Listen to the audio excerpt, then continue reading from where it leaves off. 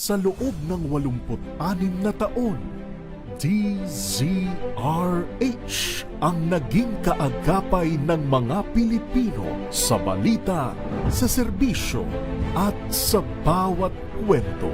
86 na taon ng tiwala at sa mga darating pang taon, mas pinalakas at mas pinagtibay para sa Pilipino. DZRH, una sa Pilipinas, una sa Pilipino. Serbisyong tapat sa'yo, DZRH.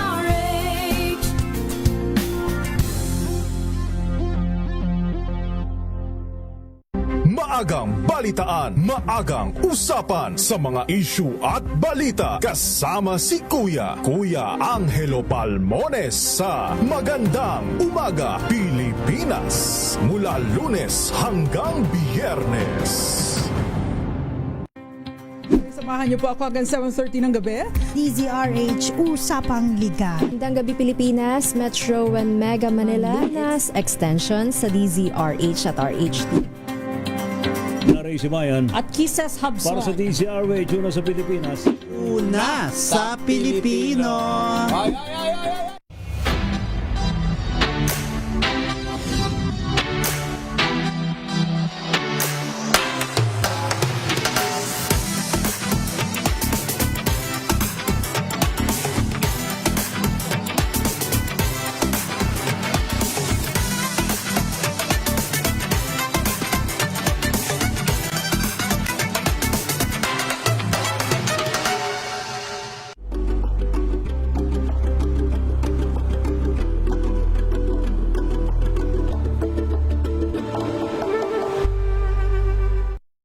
Mga balitang gigising sa inyong umaga. Mga balitang kailangan mong malaman. Mapapakinggan sa ACS Balita sa 2x2.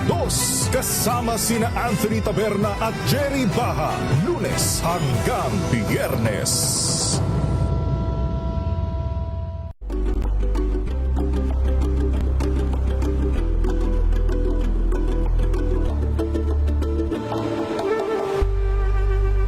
Alamin ang mga maiinit na isyung pambayan, mga balitang kailangan mong malaman, usapin sa pamahalaan, politika, ekonomiya at kabuhayan. Ito ang mga dapat mong malaman, pakialaman at pag-uusapan dahil kayo ang tinig ng mamamayan dito sa Damdaming Bayan. Live sa DZRH Radio, DZRH TV at DZRH Digital. Kasama sina Lakay, Deo Macalma at Elaine Apit. Araw-araw, Lunes hanggang Biyernes. Damdaming Bayan.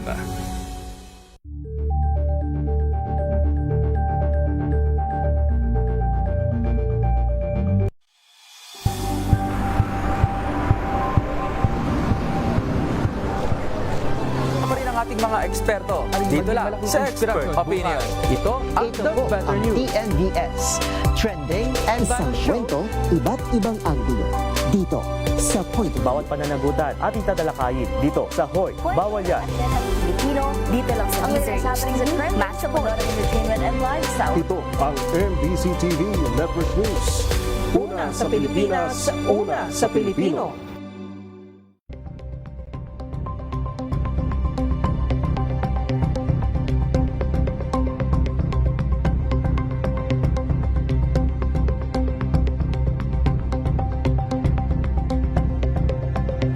Tumunog na ang gandingan para sa kalikasan. Ang itinanghal bilang Best AM Radio Program Host ay si Cesar Chavez para sa special on Saturday ng DZRH.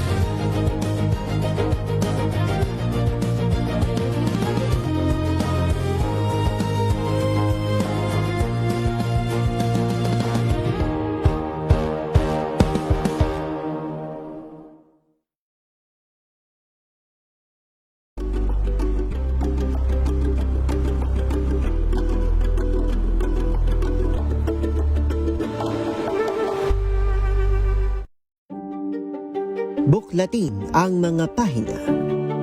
Pakinggan ang boses ng lipunan.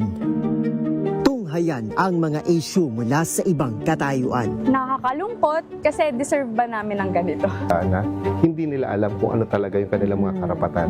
Yung gobyerno, tinulungan nila yung kanilang magsasaka. Pinapatahimik tayong lahat using various laws. Through education, kayang-kaya nating baguhin yung ganitong klaseng pag-iisip. Isang kwento, iba't ibang anggulo. Dito, sa Point of View.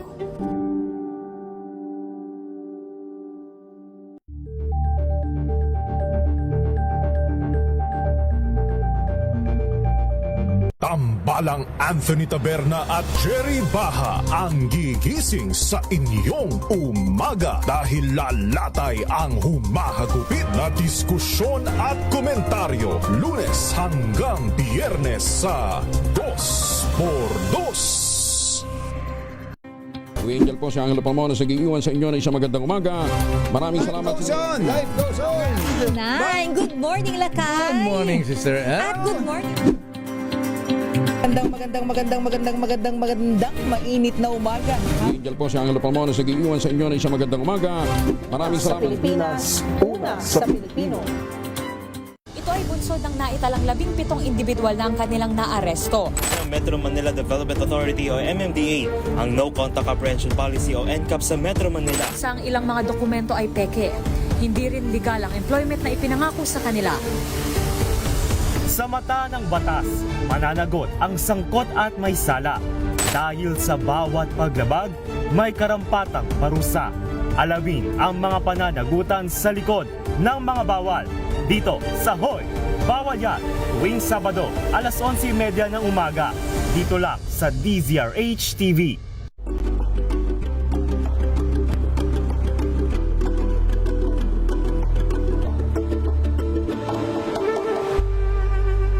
Tumunog na ang gandingan para sa kalikasan.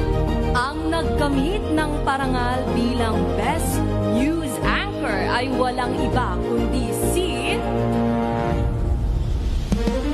Angelo Palmones ng Magandang Umaga Pilipinas, DZRH Radio 666 kHz.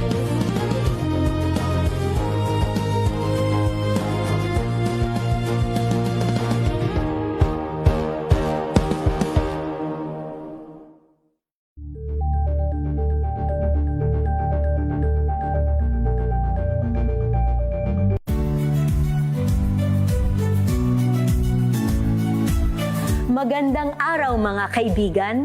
Ito po ang inyong balerina ng bayan, si Lisa Makuha Elizalde na nag-aanyaya sa inyong samahan kami at ang aming mga espesyal na panauhin para sa kalahating oras ng masayang kwentuhan sa aming programang Art to Art, kung saan ang usapang sining at kultura ay para sa lahat.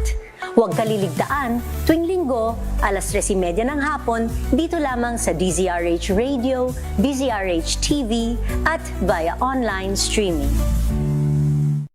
Good Better News. Una sa Pilipinas, una sa Pilipinas. NVS, Trending and Vara Show. Nakahandang Sa ating balitan mga kaibigan sa Rapido Hanaw.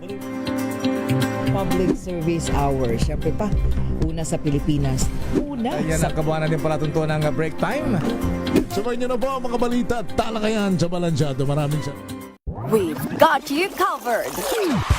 From the hottest hits, exclusive interviews, kilig to the bones fan meet experience, and hataw performances of your favorite stars. Saturdays, 12 noon, dito lang sa DZRH TV.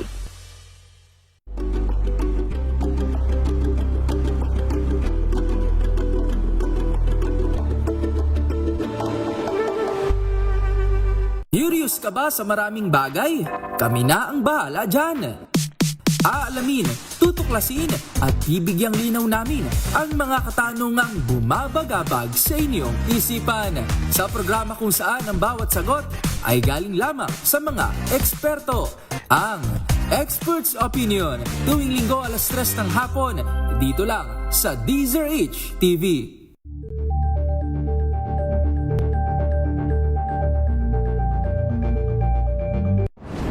Kung good vibes ang hanap mo, dito ka na sa sigurado! Mula sa mga istoryang nagbibigay ng inspirasyon hanggang sa mga kwentong may dalang solusyon. Mga balitang pampagaan, pakiramdam at pampaganda ng araw. Hindi lang ba sa good news, kundi the better news. Mula Lunes hanggang Biyernes, 1:00 ng tanghali sa DZRH TV.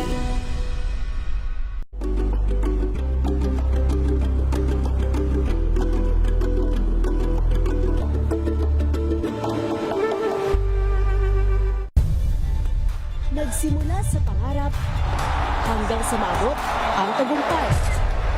Iba't ibang kwento, iba't ibang mukha ng atletang Pilipino. Mas pinatindi, mas pinalakas, at mas pinaaksyon sa Match Point tuwing Sabado, 12:30 ng tanghali sa DZRH TV. Samahan niyo po ako hanggang 7:30 ng gabi.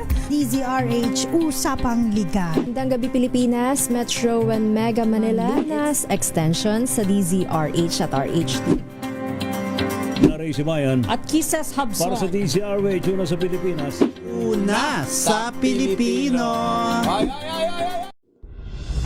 Tuloy-tuloy ang pagtulong, tuloy-tuloy ang pagseserbisyo at tuloy-tuloy ang balitaan kasama si May Binauhan sa Operation Tulong mula Lunes hanggang Biyernes.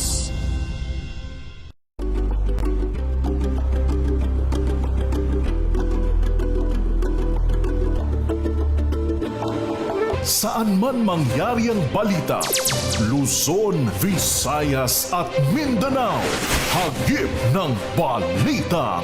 Pronti, kinalap ng buong puwersa ng MBC Media Group mula Aksyon Radyo, Radyo Natin Nationwide at DZRH, Provincial at Regional Correspondents. Balita.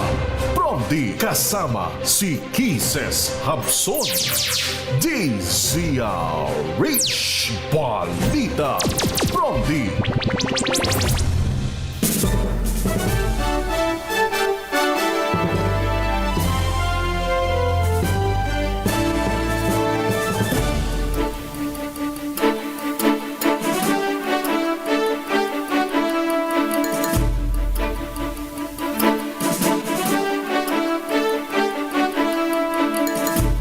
Magandang umaga Luzon, Visayas, Mindanao, Pilipinas. Ito po ang balitang Promdi ngayong araw ng Miyerkules, June 10, 2026. Sa ating headlines, Balitang Promdi! Death toll sa magnitude 7.8 na lindol sa Mindanao pumalo sa 38.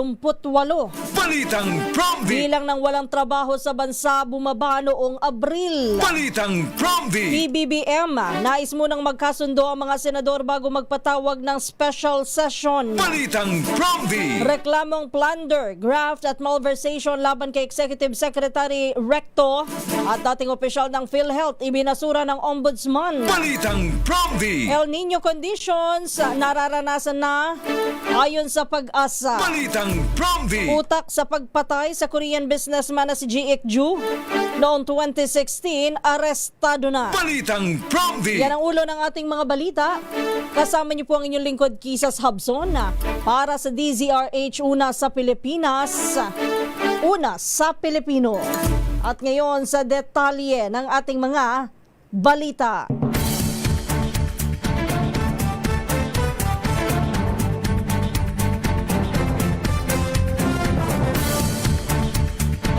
Umakyat na sa 38 ang bilang ng mga nasawi matapos ang magnitude 7.8 na lindol na tumama sa Mindanao.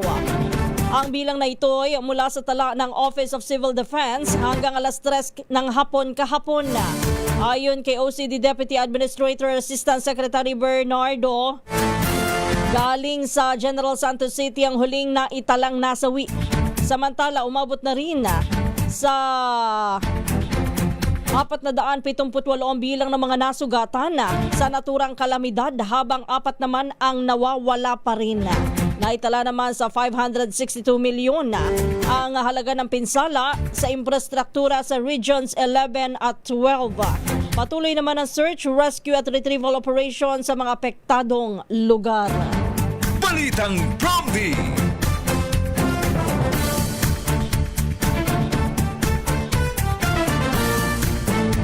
Sa kaugnay pa ring balita, tuloy-tuloy naman ang restoration efforts ng Department of Energy upang maibalik na ang supply ng kuryente sa mga naapektuhang lugar sa Mindanao. Ayon sa DOE, inaasahang maibabalik ang supply ngayong araw sa Unit 1 habang sa Sabado naman ang balik serbisyo ng Unit 2. Bagamat na ibalik na ang supply sa Sarangani Diesel Power Plant, hindi pa rin ito matustusan ang kinakailangang kuryente sa higit 1,000 bahay sa probinsya. Pagtitiyak po ng ahensya, sisikapin nila na maibalik agad ang supply sa lalo't madaling panahon. Balitang Bromby! Samantala, balita muna tayo. Diyan sa mga probinsya, unahin muna natin ang Davao. Standby June Soter, Central 911 ng Davao City nag-deploy ng EMS team para sa mga biktima ng lindol sa Sarangani. Ibalita mo yan, June Soter ng Action Radio Davao.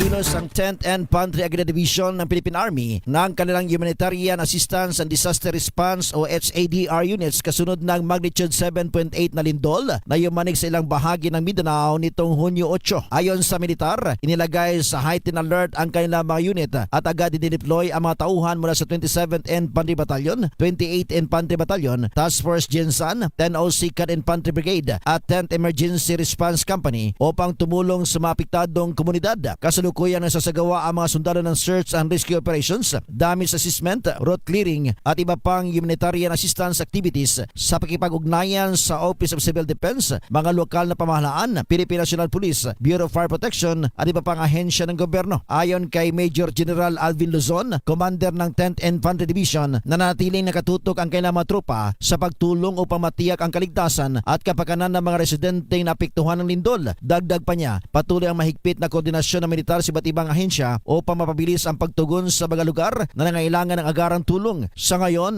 nagpapatuloy ang monitoring at assessment ng 10th Infantry Division habang nakaantabay ang kanilang mga tauhan para sa karagdagang disaster response operations sa mga apektadong lugar sa Mindanao. Ito si June Suter para sa DZRH. Una sa Pilipinas, una sa Pilipino.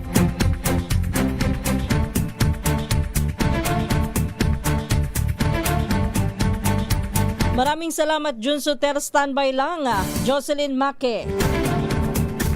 Nagpahayag naman ng kahandaan ng sektor ng enerhiya sa posibleng pagdating ng tinatawag pong The Big One. Yan po'y ayon sa Department of Energy o DOE. Ayon kay DOE Undersecretary Felix William Fuentevilla, may nakahanda ng mga contingency plan at nagsagawa na rin ng mga simulation upang paghandaan ang posibleng magnitude 7.2 na lindol na maaaring magmula sa paggalaw ng West Valley Fault.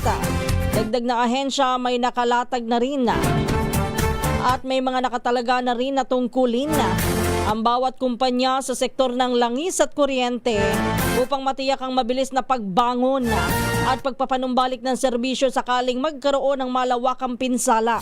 Samantala, sinabi ni DOE Task Force on Energy Resilience Supervising Science Research Specialist Maggie Olvido na inaasahang pinakamalaking epekto ang mararanasan ng mga consumers sa loob ng franchise area ng Manila Electric Company kung sakaling tumama ang naturang lindol. Kaugnay nito ay patuloy naman ang restoration efforts sa mga lugar na naapektuhan ng lindol sa Mindanao. Balitang Bromby!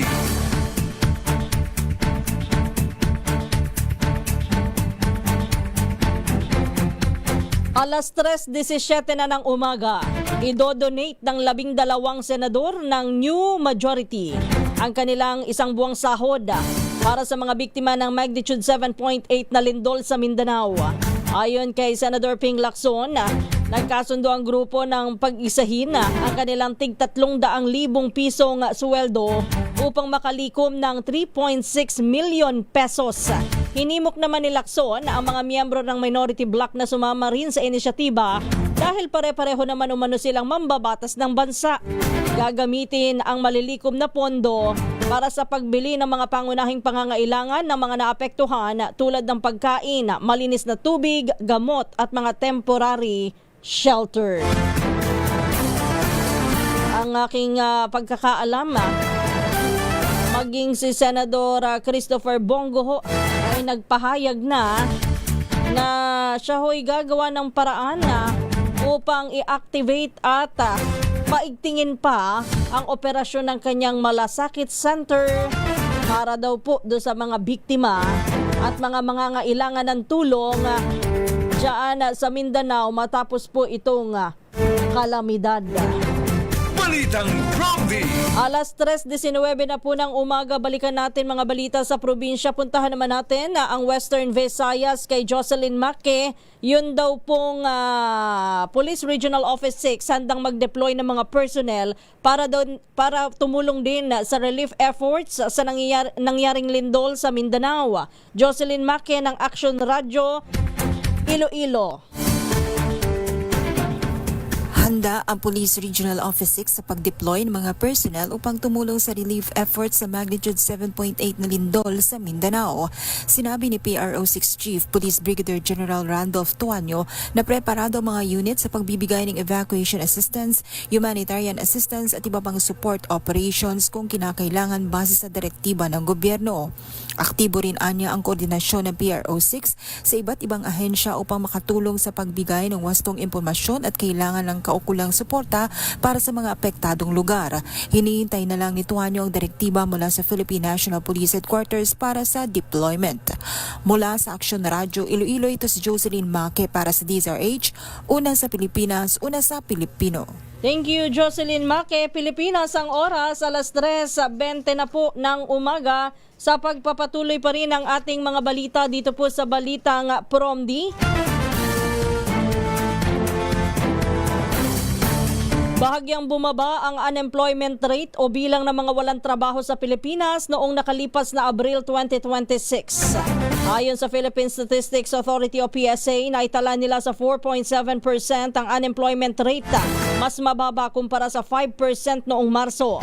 Katumbas ito ng 2.41 milyong Pilipino na tambay o walang trabaho na mas konti kumpara sa 2.58 milyon noong Marso.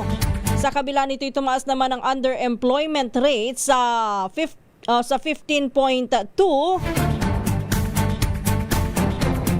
Ang underemployment ay tumutukoy po sa mga manggagawa na naghahanap po ng dagdag na trabaho o mas mahabang oras ng trabaho upang madagdagan ang kanilang kita o sahod.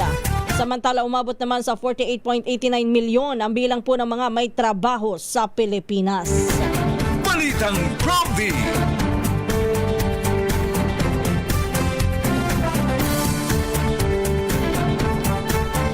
Standby lang Freddy Fajardo. Patuloy pa rin na pinag-uusapan ang tungkol sa pagkakaroon ng special session sa dalawang kapulungan ng Kongreso. Pero ayon po kay Palace Press Officer Claire Castro, nais muna ni Pangulong Ferdinand Marcos Jr. na maunang magkasundo ang mga senadora bago magpatawag ng special session. Natwira ng palasyo, kahit na sila'y magpatawag ng special session, ay baliwala rin kung magulo ang mga opisyales, mga mambabatas mula sa mataas na kapulungan.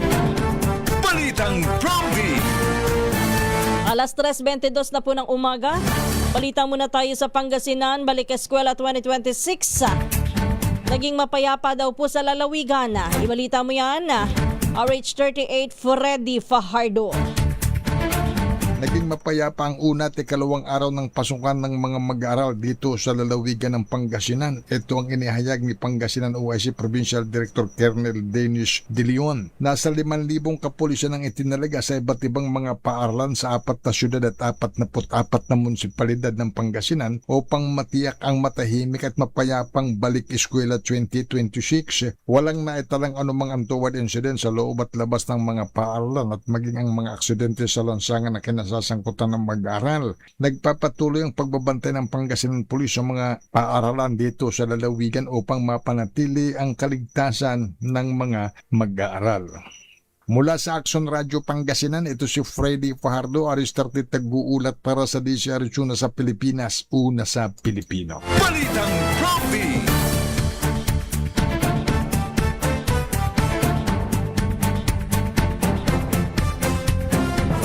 Thank you, Freddy. Standby lang kay Danny Kumilang.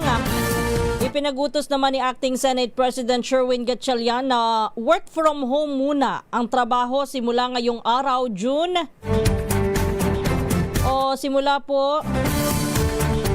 Ngayong ngang araw hanggang sa June 11 o bukas.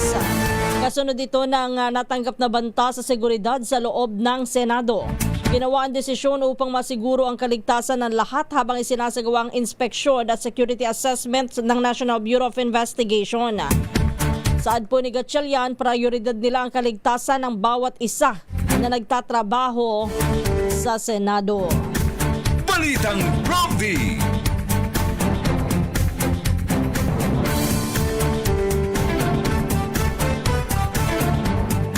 Itinakda naman sa June 18 ang gaganaping pre-trial conference para sa impeachment trial ni Vice President Sara Duterte.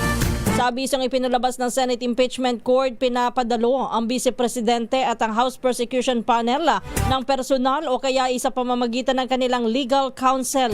Inatasan din ang magkabilang panig na maghain ng kanilang pre-trial brief bago ang June 15. Ito po ay on or before June 15.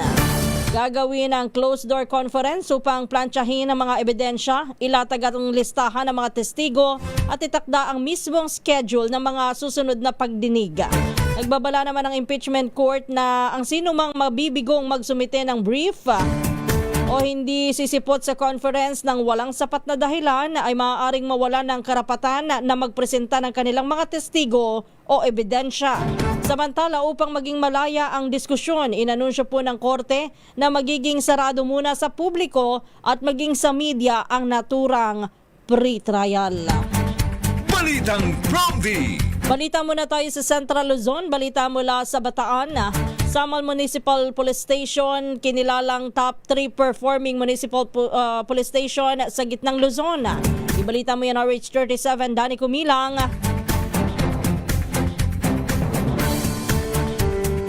Binigyan ng pagkilala sa gitnang Luzon ang Samal Municipal Police Station sa pamumuno ni Chief of Police Police Major Gary Lupian matapos nitong masungkit ang top 3 performing Class C municipality sa buong Region 3 para sa buwan ng Mayo 2026, batay na rin sa mga naitalang tagumpay sa pagpapatupad ng PNP Focus Agenda. Kasunod ito ng nauna nitong pagkilala bilang kabilang sa top 3 sa larangan ng operational accomplishment na nagpapatunay sa patuloy na kahusayan, dedikasyon at mahusay na paglilingkod ng mga kapulisan ng Samal. Ayon kay Samal Municipal Police Station, Chief of Police Police Major Lupian, ang pagkilalang ito ay bunga ng kanilang sama-samang pagsisikap, matatag na dedikasyon at pakikipagtulungan ng kanilang mga tauhan, gayon din ang mga stakeholder at ng komunidad sa pagsusulong ng kapayapaan at kaayusan. Layunin nitong mapanatiling ligtas, mapayapa at maunlad ang bayan ng Samal para sa mga residente at mga negosyanteng nakatira sa bayang ito. Danny Kumilang, RH37, DCRH, una sa Pilipinas, una sa Pilipino. Balitang Profi! Maraming salamat, Danny. Standby lang, Rex. Hindi umano tatayo sa korte ang testimonya ng 18 dating bodyguards ni dating Congressman Zaldico tungkol sa pag-deliver ng mali-maletang pera. Reaksyon ito ng Malacanang sa gitna ng mga punang inconsistencies sa mga pahayag ng 18 Maleta Boys. Tinawag ni Palace Press Officer Claire Castro na basura ang revelasyon ng 18 dating bodyguards. Ayon kay Castro, ang ganitong klase ng mga statement na pabago-bago ay hindi papasa sa masusing pag-aaral at pagsusuri ng korte. Ngayon pa lamang anya ay nakikita na kung ano-anong klase ng kwento ng mga ito para makapanira lamang. Una rito ibinawi ng 18 dating bagmen ang alegasyon na naghatid sila ng maleta na puno ng pera sa bahay ni Senador Loren Legarda. Balikan muna natin ang mga reports. Puntahan muna natin ang Negros Island Region. Pagpatay sa dating barangay Tanod, inamin daw po ng mga rebelde sa bayan ng Calatrava sa Negros Occidental. Ibalita mo yan, RH46 Rex Cantong. Inamin ng mga rebuilding grupo na sila ang pumatay sa dating tanod ng barangay sa Sitio Pison, Barangay Minautok, Bayan ng Calatrava, Negros Occidental. Ang biktima kinilala na si Mumarlito Alingasa alias Mumar, residente na nasabing lugar. Ayon sa press statement ng Roslyn Jean Pilier, command ng New People's Army, pinatawan si Mumar ng penalidad ng nasabing grupo dahil umanong intel asset ng kapulisan ng Bayan ng Calatrava at 79th Infantry Battalion ng Philippine Army. Dagdag pa ng nasabing grupo, lumaban pa ang biktima ng ginawang pagpaslang sa nasabing biktima. Nakuha umano sa biktima ang paraphernalia ng illegal na droga. IDs nitong miyembro ng intelligence group ng 79th IB, pera, barel ng kalibre 45 na pistola, magazines at mga bala nito. Ito si RH46 Rex Cantong para sa DZRH, una sa Pilipinas, una sa Pilipino.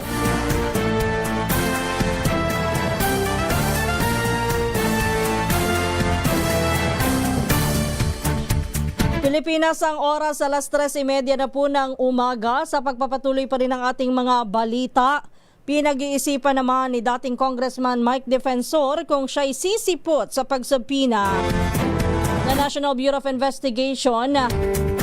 Yung kanya pong nakatakdang pagpunta po sa NBI ay ngayong araw. Tinawag niyang double hearsay ang impormasyon ni NBI Director Attorney Melvin Matibag na sinuhulan umano niya ng tig 5 milyong piso ang 18 Maleta Boys. Tanong ni Defensor, pwede bang maging kaso ang kwento-kwento lamang? Wala naman anyang problema na magpunta siya sa NBI, pero nakakatawaan niya ang alegasyong ugat ng pagpapatawag sa kanya ni Matibaga. Dagdag pa ni Defensor, masyadong mahal ang gasolina para puntahan ang subpina. Samantala, kahapon po ay naglabas na ng pahayag si Attorney Ferdinand Topacio at sinabing sila na lamang ng kanyang anak na si Attorney Jose Arturo III ang haharap sa NBI para kay Defensor. Balitang Prompty! Handa namang isalang ng National Bureau of Investigation sa lie detector test ang 18 Maleta Boys. Ayon kay NBI Director Melvin Matibag, ito ay kung papayag ang mga bagmen na ni Zaldico nang sumalang sa eksaminasyon. Anya, may ilan sa mga ito ang pumayag pero ang iba ay kailangan pang sumangguni kay Attorney Levi Baligod. Una nang sinabi ni Matibag na may posibilidad na coordinated ang testimonya ng Maleta Boys dahil pabago-bago ang mga ito. Bukod dito ay kulang din ang kanilang pahayag ng mga ebidensya tulad ng CCTV footage at bank statements. Balitang Prompty!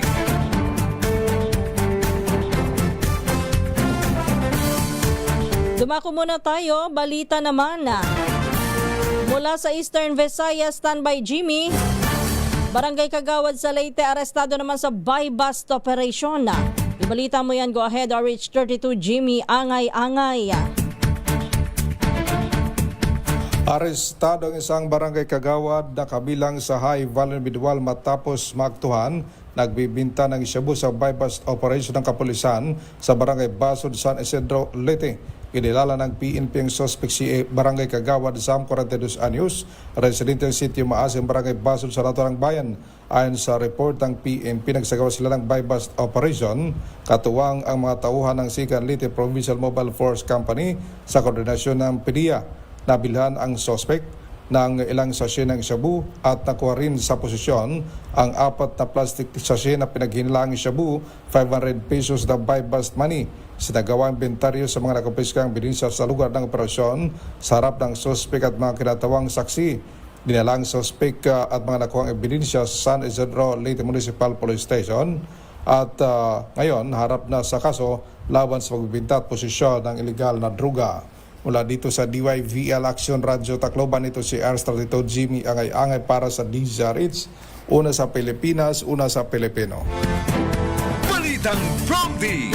Naghain naman ng reklamong cyber libel at libel si Manila 6th District Congressman Benny Abante sa City Prosecutor's Office ng Maynila laban sa 18 Maleta Boys. Kasama rin sa inireklamo ang abogado ng mga ito na si Attorney Levy Baligod at isang media network na umano'y nagpakalat ng alegasyong tumanggap ng maletang may laman na pera na nag-uugnay sa flood control scandal. Ayon kay Abante, siniraan siya ng nasabing AM radio station at hindi man lang hiningi ang kanyang panig hinggil sa naturang issue. Hamon nito sa mga nag-akusa sa kanya, idaan sa Office of the Ombudsman ng reklamo para masampahan ang kaso sa korte at hindi sa Senado o media. Balitang Prompty.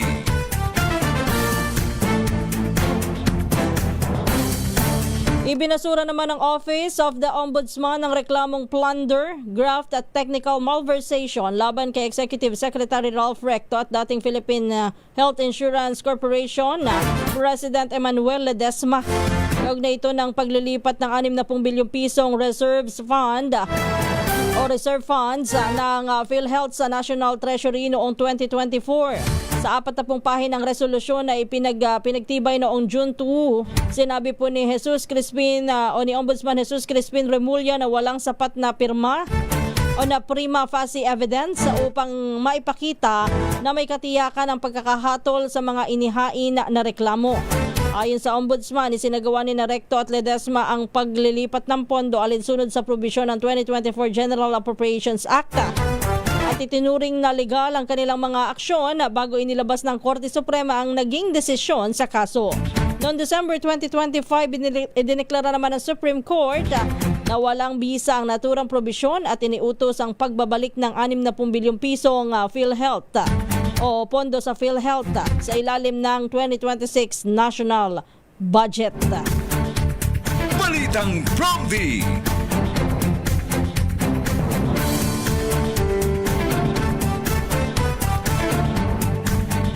Alas 3:36 na po ng umaga, walang red carpet sa State of the Nation address o sona ni Pangulong Bongbong Marcos sa July 27, 2026.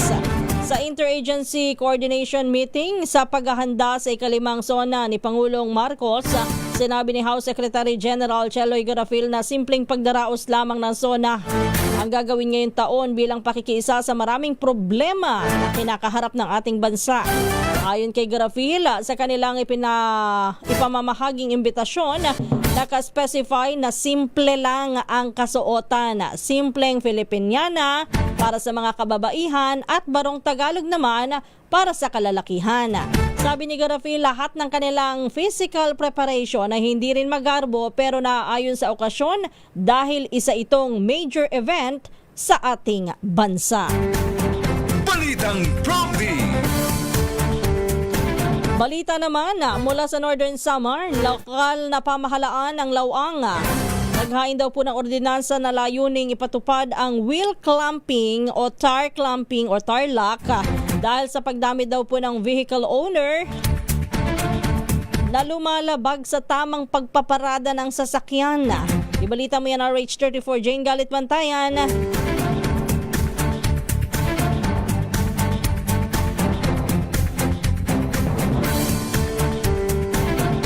ang ordinansa ng lokal na pamahalaan ng Laoang Northern Samar sa pamumuno ni Mayor Charlene Ongchuan. Nakasaad ang well clamping o tarlac dahil sa pagsunod o illegal parking nito mga sasakyan.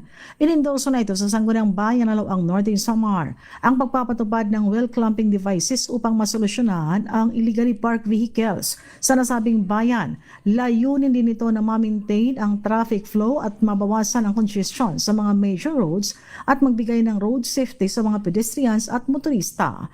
Layunin din na nasabing ordinansa na maging responsable ang bawat isa sa parking habits o tamang pamamarada nitong mga vehicle owners. Kung maipasa ang ordinansa, papayagan ang Laoang Traffic Management Unit at PNP na mag-deploy ng well clamping devices sa mga designated areas. Bibigyan ng kapangyarihan ang otoridad na immobilize ang pagpaparada ng mga sasakyan alinsunod sa traffic rules at regulations. Sa kasalukuyan, ang draft ordinance ay under review pa ng Sangguniang Bayan. Nananawagan naman ng ilan na gawin rin daw sana ito sa bayan ng Katarman sa mismong capital town dahil sa kaliwatkan na illegal parking at pagdami ng motorista na mga violators sa traffic rules. Nauna nang kinumpirma ang pagpapatupad ng towing sa Katarman, ngunit hanggang ngayon, walang towing na pinatupad ang traffic management ng Katarman. Mula sa Aksyon Radyo Katarman, RH34 Jane Galit Bantayan ng DZRH. Una sa Pilipinas, una sa Pilipino. Balitang Promdi. Maraming salamat sa iyo, Jane. Standby lang kay Tina. Walang red carpet nga po ha, paalala sa ating mga mambabatas, pero titingnan natin yan sa mga susunod na araw. Pagsapit na po mismo ng SONA. Masusunod kaya ang simpleng kasuotan sa SONA? Itinalaga naman ni Finance Secretary Frederick Go si Ricardo Blanca Flor bilang acting chairperson ng Board of Trustees ng Government Services Insurance System o GSIS. Ayon kay Go, inaasahang palalakasin ni Blanca Flor ang katatagan ng pondo ng GSIS sa pagagandahin ng serbisyo para sa mga miyembro at higit pang mapauunlad ang pagbibigay ng social insurance benefits. Bago ang kanyang bagong tungkulin, nagsilbi si Blanca Flor bilang Director General ng Intellectual Property Office of the Philippines. Samantala, itinalaga naman ng Bureau of Internal Revenue o BIR si Deputy Commissioner Marisa Cabreros bilang bagong opisyal at na tagapagsalita ng ahensya sa ilalim ng Revenue Memorandum number 12-2026. Si Cabreros nakasalukuyang namumuno sa strategic reform sa grupo. Ang mga ngasiwa sa mas malinaw, pare-pareho at mapapanahong pagpapaliwanag ng mga polisiya, programa at mahalagang desisyon ng BIR sa publiko. Balitang Promdi.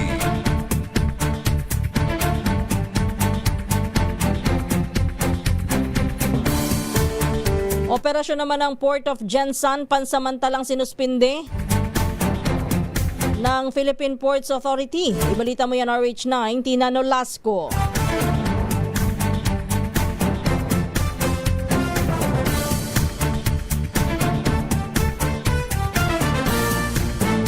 Balitang Promdi.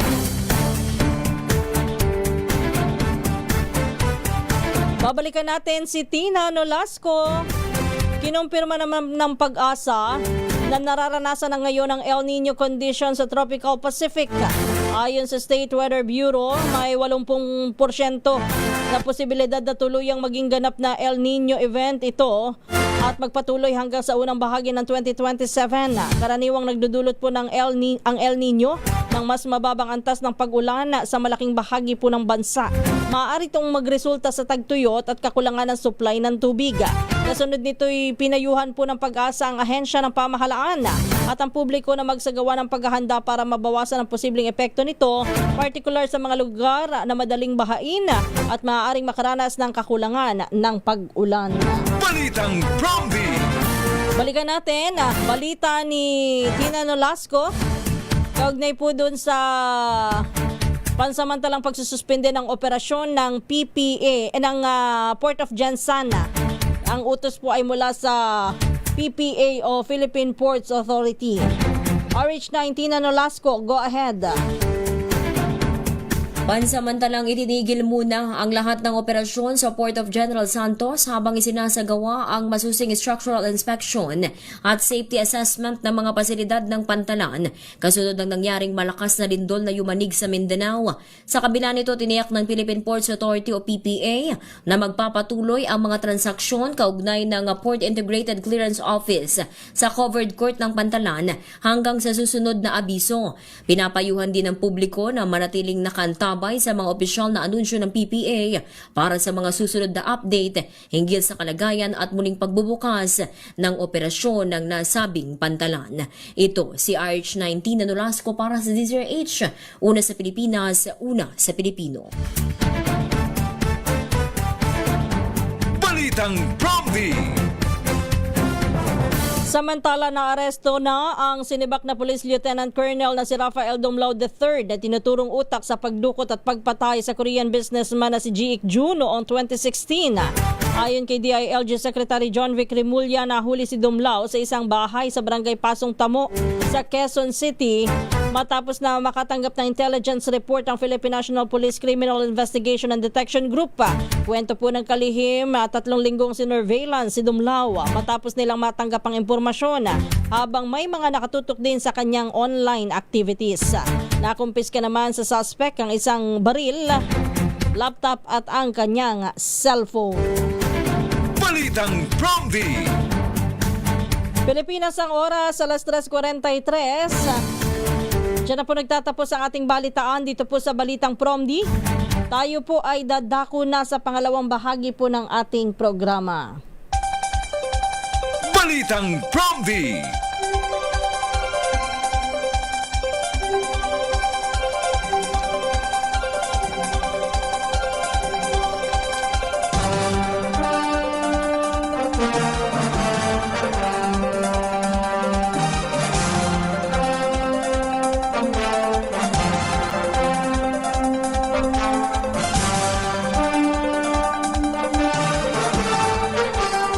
Isang magandang umaga po ang ating pagbati sa lahat ng mga nakikinig, nanonood at nakatutok ngayon sa ating programa. Muli po ito po ang Balitang Promdi. Kumusta na po ang ating mga kababayan na all over the world? Lalong-lalo na ho yung ating mga kababayan sa Mindanao. Nawa po sa mga oras na ito, kayo po'y nakakapagpahinga ng maayos. Bagamat nakakaramdam pa ng mga aftershock matapos yung malakas na lindol noong Lunes. And sana makabalik na rin po sa normal ang buhay ng lahat, yung tipong walang takot na, no? Samantalang yung iba po sa kanila talagang nag-iisip, lalo na po yung mga nagkaroon ng mga sira yung bahay. Kung kailan pa naman ho, panahon po talaga ng ang dami-daming problema. Hindi lang sa bansa, kundi maging sa mga pamilya, no? Lalo na sa budgeting. Hirap ng buhay ngayon Dito pa nangyari po itong mga trahedya. Anyway, sabi ko nga ho, wala kasing pinipiling oras, walang pinipiling araw, walang pinipiling schedule ang lindol Hindi mo naman basta-basta yung nag-aabiso o nagpaparamdam. Bigla-bigla na lamang po yan na gagalawan lupa nang hindi natin alam na. Kaya ang lagi natin nga pong payo dito sa ating programa, tayo pong lahat ay maging handa. Hindi lang ho maging handa para sa ating pamilya, hindi lang maging handa sa kung ano man, pati spiritual dapat laging handa. Para kung sakat-sakali naman, wag naman po sana tayo ay kunin ni Lord, maging ang ating spiritual ay handa. Diba? Anyway, hindi pa rin ang natatapos ang problema dyan sa Senado. Pero medyo matatahimik kaya? Sa pagkakaalam ho natin ay bukas, araw ng Huwebes, ay may nakatakdang pagdinig ang Senate Blue Ribbon Committee Cayetano Black na pinamumunuan ni Senador Pia Cayetano. Pero ano kaya ang mangyayari, kasi simula po ngayong araw na ito, ang binabanggit po ng Acting Senate President Sherwin Gatchalian Naka-work from home ang mga empleyado ng Senado. Naglabas ho siya ng abiso't memo kahapon. Dahil po dyan sa sinasabing natanggap nilang security threat. Hindi man confirm pero dapat seryosohin. Ang security threat na yan ay nagmula daw po sa National Bureau of Investigation. Bagamat dun sa interview namin natin kahapon dito kay Acting Senate President Gatchalian, wala na ho siyang iba pang detalyeng binanggit kung tungkol saan yun kasi syempre mahirap nga naman. Lalo na yung mga ganyang internal information na intelligence information na binibahagi po sa kanila. Kailangan po yan ng kahit papano'y confidentiality para po sa seguridad pa rin ng lahat-lahat. So, malalaman din ba bukas ano bang mangyayari? Kung walang pasok sa Senado at naka-work from home, hindi pala walang pasok, naka-work from home. May trabaho pero work from home. Ang mga empleyado, so papaano ho yung mga yung mga pupunta bukas? Yung maleta boys, yung iba pa pong pinatawag sa bilang resource person, ito pong mga senador na nasa ilalim po ng at miyembro po ng Senate Blue Ribbon Committee, Cayetano Black. Parang ang hirap kumilos sa Senado ngayon, dalawa-dalawa ang lahat. Parehong panig nagkiklaim na kanila ang liderato. Kaya tama din talaga itong Pangulo na dapat magkaayos muna. Maayos muna ang lahat para may maayos. Mahirap po talaga kahit sa isang bahay, di ba? Halimbawang ikaw ay hindi maayos o hindi mo kasundo ang kasama mo sa bahay. Kahit pa sabihin, di naman kayo nagbabangayan, di lang kayo nagpapansinan. Pero meron po kayo halimbawang kiniklaim na akin ito, akin yan. Ako may karapatan dito, ako may karapatan doon. Ang hirap-hirap kumilos. Tsaka walang magiging ayos kahit sa bahay, di ba?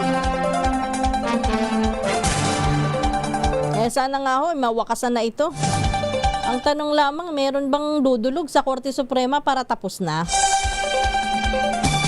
Para magkaroon po tayo ng linaw lahat at syempre ho lagi natin tatandaan na anumang panig, halimbawa kung anuman sino man ang inyong pinaniniwalaan, wala pong ibang biktima dyan, walang ibang apektado dyan, kundi ang taong bayan. Yan po sana'y maisip ng lahat, lalo na po yung mga namumuno sa mataas na kapulungan. Lalo na ito, katulad niya na meron ng kalamidad. Tapos ganyan pa ang nangyayari. Sa halip na sila po'y nagkakatulungan para sa pagtulong ho doon sa mga nangangailangan sa Mindanao. Ayan na. Good morning muna kay Eduardo Omentado. Good morning, madam. Ako ay nakikiramay po sa mga nasawi sa nangyari pong lindol dyan sa Mindanao. Ako po ay mula sa Infanta, Quezon. Sabi naman ni Metal Sonic, para po sa akin ay lalo pong magagalit ang taong bayan pag di natuloy ang hearing.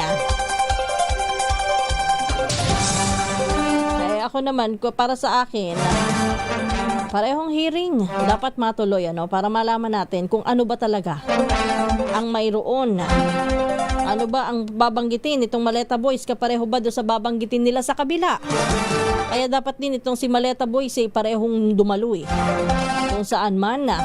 Tsaka sa papayag kaya sila na sumalang sa lie detector test na sinasabi ni NBI Director Matibag, at dapat nga ba kaya ay NBI magsagawa niyan?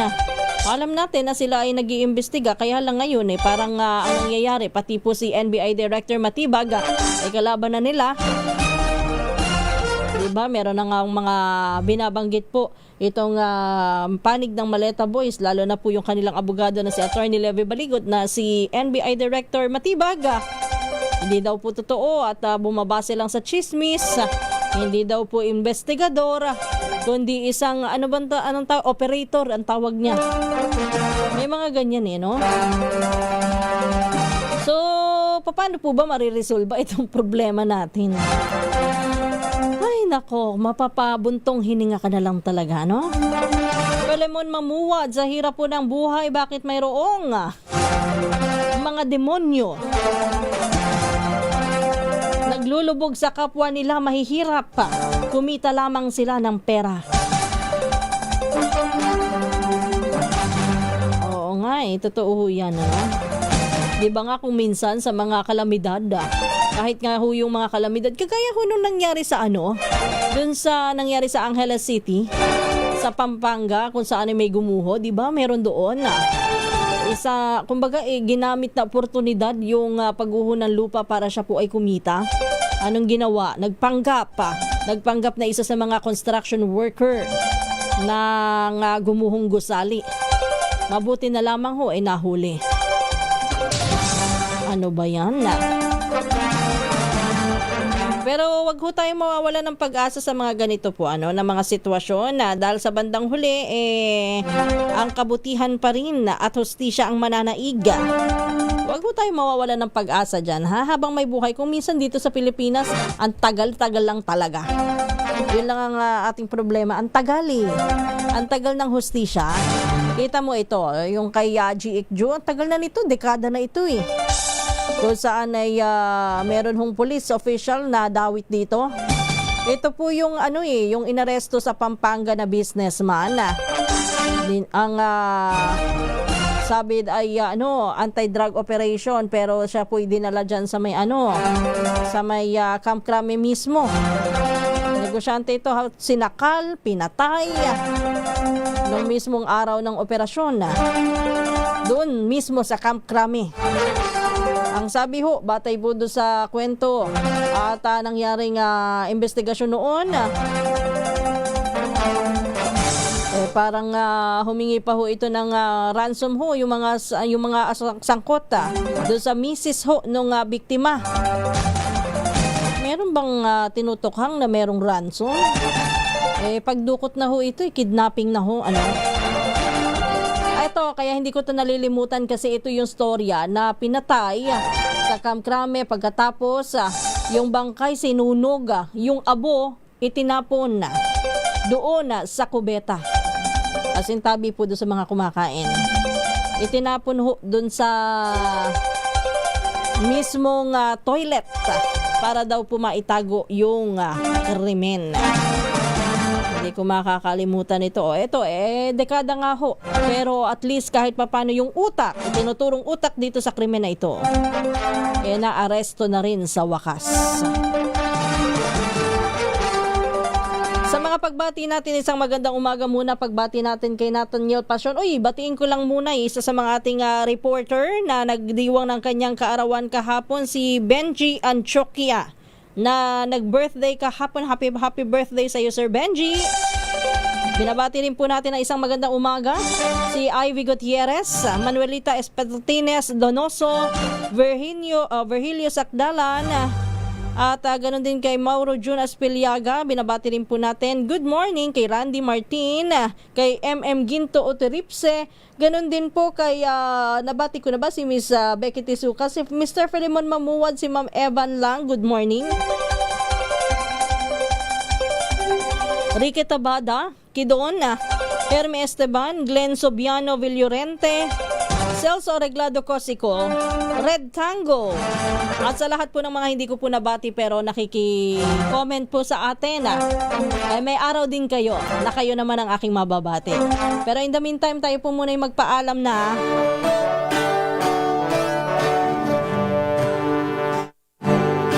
Marami pong salamat sa lahat ng mga nakinig, sumama sa ating talakayan, sa ating balitaan dito po sa Balitang Prom-D. Ito po ang inyong lingkod, Kisas Habson. Susunod na si Kong Angel Palmones at ang Magandang Umaga Pilipinas. Ang ating pong oras, 3:56 ng umaga. Good morning and happy Wednesday. Dumilim ang kalangitan. Sa loob ng 80